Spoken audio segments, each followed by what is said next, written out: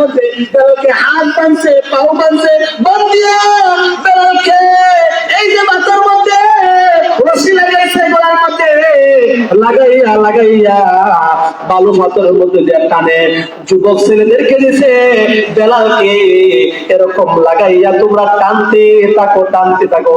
টানতে সময় দিছে বেলালের শরীর চামড়া কষিয়া কষিয়া, হাড্ডি শরীর গুস্ত কষিয়া কষিয়া, সিলতে সিলতে রক্ত বাইর হইতেছে, রক্তের রাস্তা রঞ্জিত হয়ে গেছে।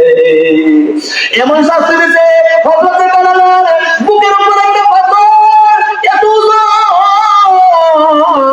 10 জন লাগবে একটা পাথর আলগি দিতে। এত ওজন একটা পাথরকে বেলালের এই যে বুকের উপর একটা দিছে, ফিটেন দিছে, একটা দিছে, দিয়া তুই দিছে। আর বলছে বেলাল বল ইসলাম ছাড়বে কিনা ছাড়বে না। বেলাল কোনো কিছু বলতে পারে না। বেলাল শুধু বলে আহাদ আহাদ আহাদ আহাদ, আল্লাহ এক, আল্লাহ এক, আল্লাহ এক, সুবহানাল্লাহ। এত কষ্ট করছে বেলাল, তারপর কিন্তু ইসলাম ছাড়ছেনি। বলেন তো দেখি ছাড়ছেন ইসলাম? ছাড়ছেন ইসলাম? বলেন তো দেখি ছাড়ছেনি? না না না, বেলাল কিন্তু ইসলাম ছাড়ে নাই। বর্তমানও কিছুদিন পূর্ব এরকম একটা যুগ গেছে রে ভাই, মুসলমানদেরকে এমন ভাবে আযাব গজব শুরু করছিল, ঠিক না ঠিক না? আয়না নামক ঘর বানাইছিল, আয়না ঘরের ভিতরে এমন শাস্তি ছিল যেন নতুন পূর্বের ইসলামের যুগের দৃশ্যটাই গেছে, পাঁচটা গেছিল, ঠিক না ঠিক না? মানুষদেরকে এমন শাস্তি দিছিল, ফাঁসির কাজটা জুড়াইছে, অনেকে অনেকে সন্তান হারাইছে, ওখানে ছেলে হারাইছে, মেয়ে হারাইছে, অনেক হারাইছে, কোনো খোঁজ খবর নাই। এজন্য আল্লাহ হেফাজত করুক, আল্লাহ হেফাজত করুক। এমন কঠিন পরীক্ষা মুসলমানদের আসতে পারে ভবিষ্যতে। ইমানকে কিন্তু ইস্তেকামত রাখতে হইব, ইমানকে কিন্তু ইস্তেকামত রাখতে হইব। ইমানকে কিন্তু অত সহজে ছাড়া যাইব না। কচু পাতার পানি 2 টাকার 4 বিনিময় কিন্তু আমরা ইমান বেচারা দেখি না, দেখি না? 2 টাকা দিলে বুট, বুট বেচালায়, বুট, বুট কাকে দেবেন আপনারা? বুট বেচালায় 2 টাকার বুট বেচবেন নি? বুট বেচবেন নি? টাকার বিনিময়ে তো অনেকে বুট বিক্রি করে। 1000 দিলে 1 বুট, 2000 দিলে 2 বুট, 3000 দিলে 3 বুট, ঠিক না ঠিক না? না না না, ইমানকে বিক্রি করা যাইব না। মুসলমান ইমানদার ইমান বিক্রি করা যাইব না। সাহাবায়ে কেরাম যে এরকম জিন্দেগি করছে, ইমান থেকে পিছপা হইছে না, আমরা ইমান থেকে পিছপা হইব না।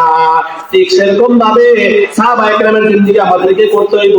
সাহাবায়ে কেরামের জিন্দেগি যদি আপনারা করতে পারেন, তাহলে দুনিয়াতেও শান্তি পাইবেন, আখিরাতেও শান্তি পাইবেন। আবু উবাইদা ইবনে জাররাহ নাম শুনছেন? নবী সাহাবী আবু উবাইদা ইবনে জাররাহ ওই বড় একটা দেশের গভর্নর ছিল। হযরত ওমরের খেলাফত কাল, হযরত ওমর আবু উবাইদা ইবনে জাররাহকে একদিন বললেন, ও আবু উবাইদা, তোমার একটা রাষ্ট্রের গভর্নর আমি বানাইছি, তোমার রাষ্ট্রটা আমি দেখতাম আর তোমার ঘরটা আমি দেখতাম। আবু উবাইদা যে সব বললেন তোমার ঘরটা আমি দেখতাম, আবু উবাইদা ইবনে জাররাহ চোখ দিয়ে পানি, কেন পানি পড়তে জানেননি? কেন পানি বলতে জানেন না? আবু উবাইদা ইবনে জাররাহ এরকম কোনো ঘর ছিল না, টাকার মতন বোঝেননি, এমন জিন্দেগি করছে নিজের ঘরটা পর্যন্ত বানাইছে না, এমন জীবন করছে। আমরা তো বানাইতেছি, বড় বড় বিল্ডিং বানাইতেছি, একটা ঘর থাকলে 2টা ঘর বানাইতেছি, একর জমিটাকে 2 কের করতেছি, একটা দোকান থাকলে 2টা দোকান করতেছি। সাহাবায়ে কেরাম দোকানও করেন নাই, বিল্ডিংও বানান নাই, নিজের ঘরটা পর্যন্ত ঠিক মতে বানায় নাই। হযরত ওমর আবু উবাইদা ইবনে জাররাহকে নিয়ে গেলেন যে রাষ্ট্রের গভর্নর আবু উবাইদা ইবনে জাররাহ, সেখানে গিয়ে বললেন, আবু উবাইদা তোমার এই রাজত্বটা আমাকে দেখাও। দেখাইতেছে, হুজুর আমি এই যে এটা করি সেটা করি। তখন বলো, সব তো দেখাইছ, তোমার ঘরটাকে আমাকে দেখাইবা না, যে ঘরটাকে তুমি এই রাজ্যটা পরিচালনা করো, তোমার বঙ্গভবন দেখাইবা না, তুমি যে রাষ্ট্রটাকে যেখান থেকে পয়সা পয়সা রাষ্ট্র পরিচালনা করো। তখন বললো, হ্যাঁ হুজুর আমি দেখাইবো, আসেন আসেন আমার ঘরে। যাইলেন, যাইতে যাইতে দেখেন যেখানে জঙ্গলের ভিতর যা কইরা যাইতে শুধু আবু উবাইদা ইবনে জাররাহ হযরত উমরকে নিয়ে জঙ্গলের ভিতরে ঢুকে, হযরত উমরকে নিয়ে জঙ্গলে ঢুকতেছে। ওমর জিজ্ঞাসা করে, ও আবু উবাইদা তুমি আমাকে কই নিয়ে যাইতেছো? হুজুর আপনি আমার ঘর দেখবেন, আমার ঘর দেখবেন, আমার ঘর দেখাইবার জন্য আপনাকে নিয়ে যাইতেছি।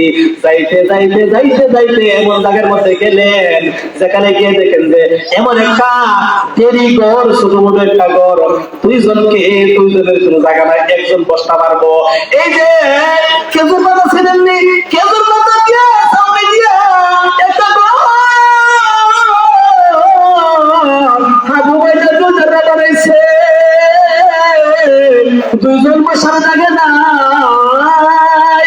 এই ঘর দেখিয়া আবু বাইদা দুজনে যেসব ওমরকে দেখাইলেন, ওমরের চোখ বেয়ে বেয়ে পানি পড়া শুরু করলো। বললেন, আবু বাইদা রে, তুমি কি খাও, তুমি কি খাও এগুলোর মধ্যে থাকিয়া? তখন বললো, হুজুর আমি বলবো না, ঘরের ভিতরে আপনি গিয়ে দেখেন আমি কি খাই। তখন ঘরের ভিতরে গিয়ে দেখেন যে রুটি আসায়, রুটি, শক্ত রুটি বানাতে রাখছে। ওই রুটিগুলোর পাশে ফানি শুকনা রুটি পানির মধ্যে ভিজাইয়া ভিজাইয়া আবু বাইদা জৈতুনের তেল দিয়া বড়াইয়া বড়াইয়া হালকা রুটি ভিজাইয়া ভিজাইয়া আবু বাইদা খাওয়া দাওয়া করতো।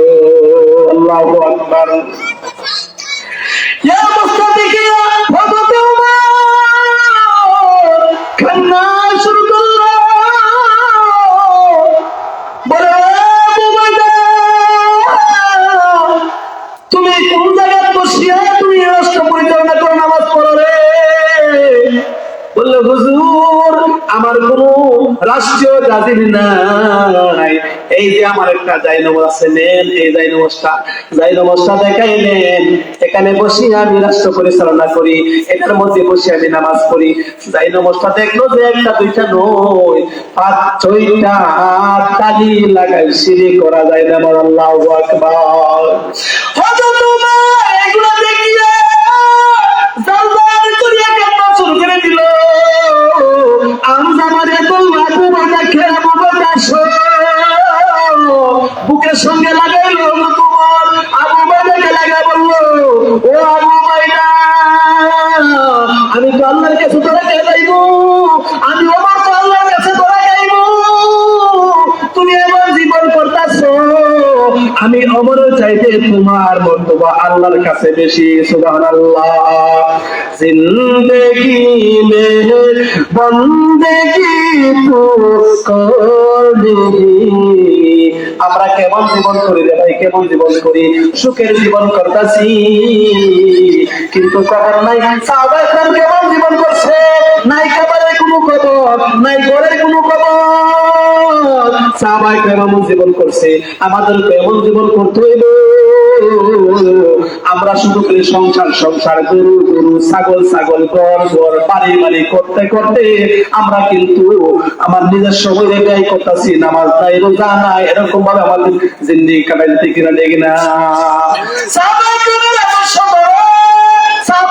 জীবন করো, জীবন করো, দুনিয়াতে শান্তি, আখিরাতে শান্তি, নাইলে দুনিয়াতে শান্তি নাই, আখিরাতে শান্তি নাই। এজন্য সাহাবায়ে কেরামের মতো 3 নম্বর একটা হয়ে যায়, এরকম শুধু আক্ষেপ আক্ষেপ করতে থাকবো, আপনার আক্ষেপে শেষ হইব না। আর একটি করুন ঘটনা, আব্দুল্লাহ নাম শুনছেননি? আব্দুল্লাহ জুলবাদা জাইন, আব্দুল্লাহ সাহাবীর নাম, ইসলাম গ্রহণ করছে। তার আগের নাম ছিল আব্দুল উজ্জা। কি? আব্দুল উজ্জা। হ্যাঁ, আব্দুল উজ্জা নাম ছিল। ইসলাম ধর্ম গ্রহণ করছে, গ্রহণ করার পরে বাড়িতে গেছে, বাড়িতে যাওয়ার পর চাচা শুনতে পারলো যে কি করছে, আব্দুল্লাহ ইসলাম ধর্ম গ্রহণ করছে, কিন্তু আব্দুল্লাহর বাবা মারা গেছে। কে মারা গেছে? আব্দুল্লাহর বাবা মারা গেছে। তার মা বিবাহ হয়েছে তার চাচার কাছে। কার কাছে? তার বাবা মারা গেছে। মারা যাওয়ার পর তার মা বিবাহ বসছে তার আপন চাচার কাছে বিবাহ বসছে। এখন সে আপন চাচার কাছে তাকে আব্দুল্লাহ তাকে হঠাৎ করে নবীজির কাছে ইসলাম ধর্ম গ্রহণ করছে। গ্রহণ করার পর ওই যে আব্দুল্লাহ চাচা খবর পাইল আব্দুল্লাহ ইসলাম ধর্ম গ্রহণ করছে। গ্রহণ করছে শুনিয়া বাড়িতে আসলো। বাড়িতে আসে, আব্দুল্লাহ শুনে যাও, তুমি নাকি মুহাম্মদের ধর্ম গ্রহণ করছো? হ্যাঁ, বলে হ্যাঁ আমি গ্রহণ করছি। শোনো, মুহাম্মদের ধর্ম যদি করতে থাকো তুমি আমার বাড়িতে থাকতে পারবা না। মুহাম্মদের বাড়ি যাও, আমার বাড়ি থাকতে পারবা না। বলে চাচা হ্যাঁ আর কি বলেন? যদি আমার ধর্ম থাকো মুহাম্মদের ধর্ম চাইরা দাও তাহলে আমার বাড়ি থাকতে পারবা না, এলে আমার বাড়ি থাকতে পারতা না। তখন বলে চাচা রে, মুহাম্মদের ধর্ম গ্রহণ করছি, আপনার বাড়ি তারপর ইসলাম ধর্ম মুহাম্মদের ধর্ম আমি ছাড়তে রাজি না। এই কথাটা সমাধান দিলেন। তখন আব্দুল্লাহ চাচা বলল, শোনো, তুমি তো আমার বাড়ির থেকে বাইর হইবা। 2 নম্বরে এই যে তোমার শরীরের মধ্যে যে কাপড়টি আছে ওই কাপড়টিও খুললা তৈয়া যাও, এই কাপড়টিও তো আমার টাকা দেয়া কিনা। আল্লাহ। তখন মার কাছে গেলেন, না এই যে কাপড়টি খুলতে বলছে মা গো, শুনে রাখো, তাও দুনিয়া ছাড়তে রাজি, মুহাম্মদের ধর্ম ছাড়তে আমি রাজি না। কাপড়টি খুলিয়া লাইলেন, খুলিয়া যখন লাইলেন তখন মা 2 কানা সালার সব দিছে। কি দিছে? 2 কানা সালার সব দিছে। 2 কানা সালার সব, 1 কানা সব সালার সব দিছে, আর 1 কানা সালার সব শরীরের মধ্যে দিছে। দিয়া ওই সাহাবী নবীজির কাছে গেলেন। নবীজির কাছে যাওয়ার পর নবীজি চিনতে পারতেছে না আমাকে রে। সাহাবারা বললেন, আব্দুল্লাহ। কোন আব্দুল্লাহ? তখন বললেন, আব্দুল্লাহ বলেন, হুজুর আমি তো সে আব্দুল্লাহ যারা কিছুদিন আগে আপনি মুসলমান বানাইছেন। আমি আব্দুল উজ্জা। কি? আমি আব্দুল উজ্জা। আমার কিছুদিন আগে মুসলমান বানাইছেন গো নবী।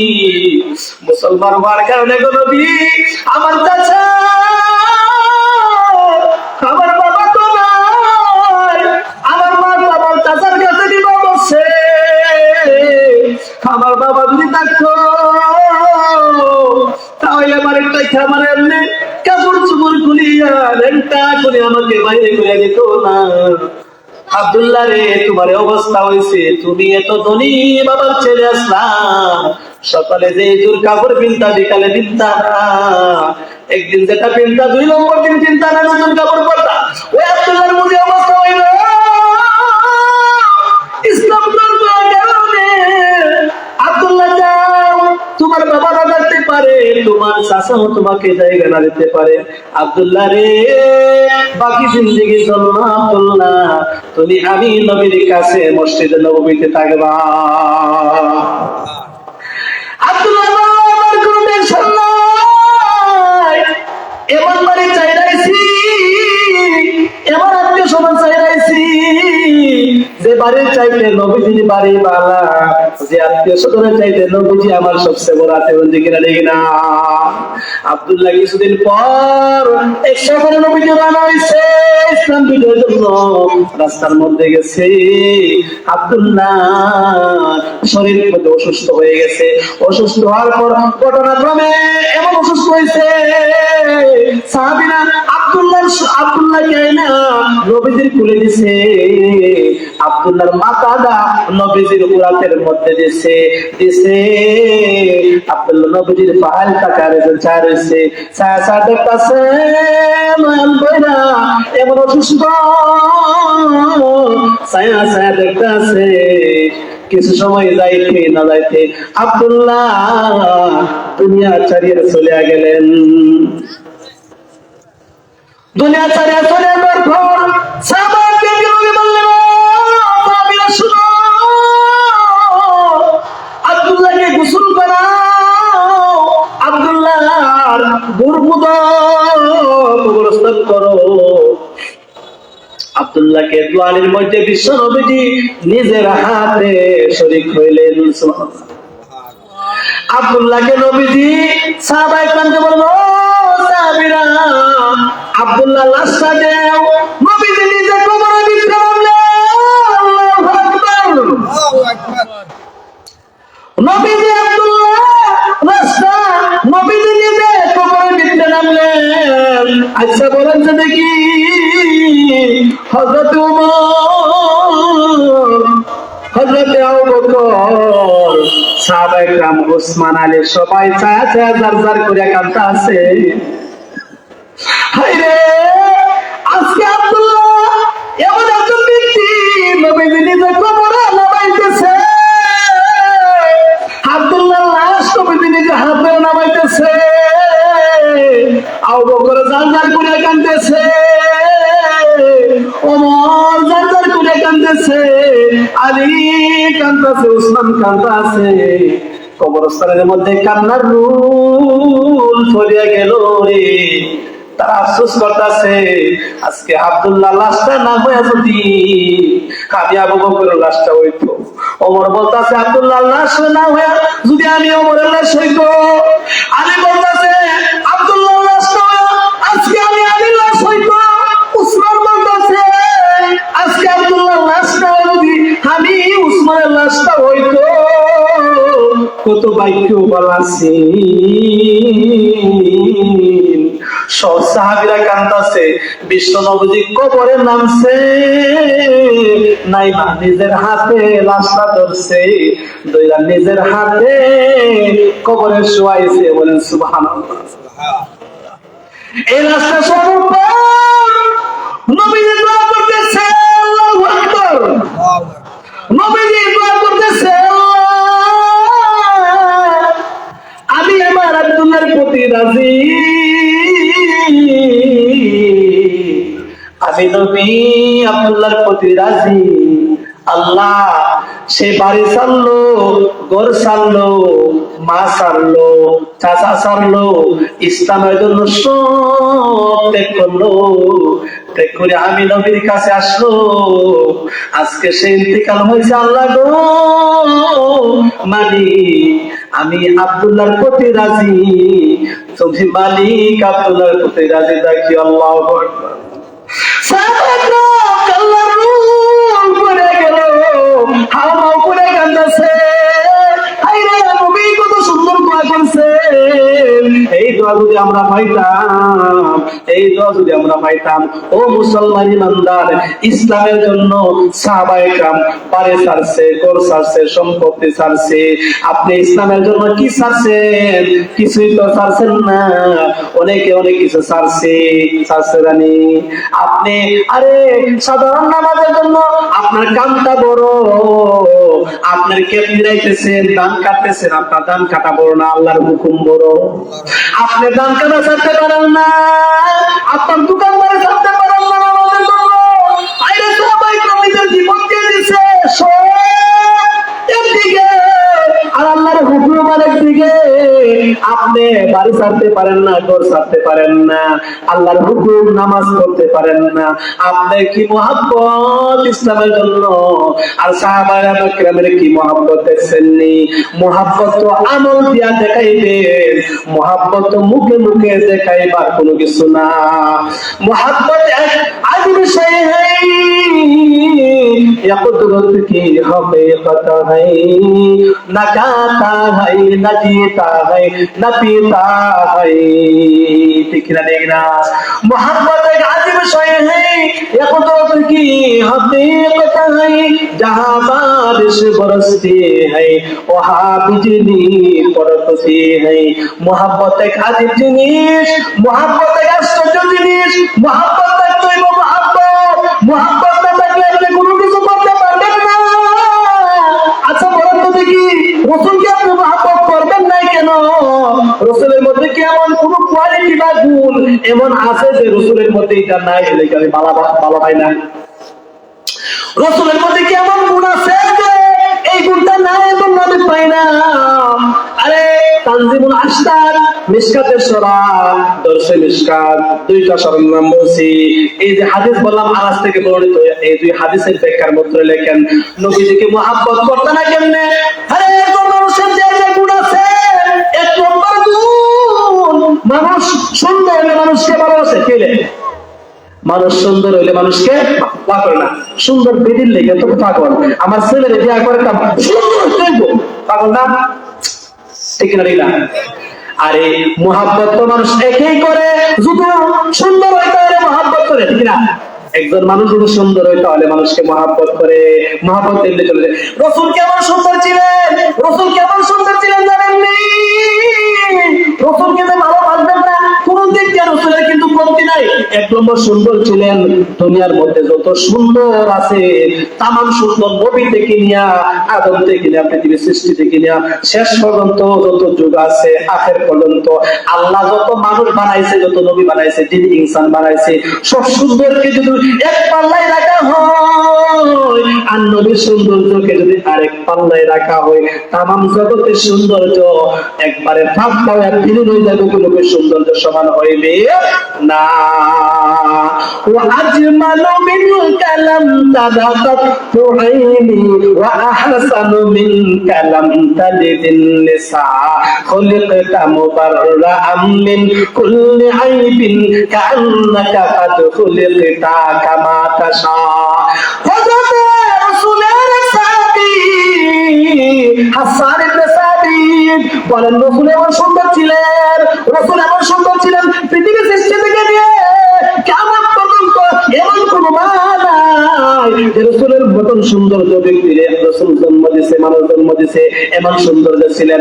রাসূল হাসি মারলে রাস্তা প্রকাশ হয়ে যাইত, সুবহানাল্লাহ। রাসূল হাসি মারলে রাস্তা কাপে ফেলাই প্রকাশ হয়ে যাইত, সুবহানাল্লাহ। এমন সুন্দর ছিলেন গো। আই ইমামুল আউয়ালিনাল আখিরিন বহরে সাদকা রাহমাতাল লিল আলামিন চে জুই মিসালে মুহাম্মদ নয়াবি মিসালে মুহাম্মদ নয়াবি মিসালে মুহাম্মদ আই ইমামুল আউয়ালিনাল আখিরিন নূরে আলম রাহমাতাল লিল আলামিন নূরে আলম রাহমাতাল লিল আলামিন। দুনিয়ার মধ্যে এমন সুন্দর নাই বিশ্বনবীর সৌন্দর্যের মতো, ঠিক না? না, এজন্যই সব সুন্দর চাইতে রাসূল বেশি সুন্দর। এজন্যই আদর্শ কার নাম দেবেন? আদর্শ কার নাম? বিশ্বনবী মুহাম্মদ সাল্লাল্লাহু আলাইহি ওয়াসাল্লামের আদর্শ মানব এবং আদর্শ মেনে আমরা অনুসরণ করব। আমিন। ওয়া আখিরু দাওয়ানা আলহামদুলিল্লাহি রাব্বিল আলামিন। হুজুরাই বলছে আলহামদুলিল্লাহ। আলোচনা হুজুর করবেন ইনশাআল্লাহ, আপনারা মন ভরে শুনবেন। আমাদের এলাকার পরিচিত মুখ এবং খুব গুরুত্বপূর্ণ আলোচনা হুজুর করেন, এজন্য আপনারা সবাই হুজুরের আলোচনা মন দিয়ে শুনবেন ইনশাআল্লাহ। তাহলে আমাদের মতো সুর থাকলে এখানে শুনবেন না, সুর ছাড়া শুনবেন? হুজুরের খুব তাৎক্ষণিক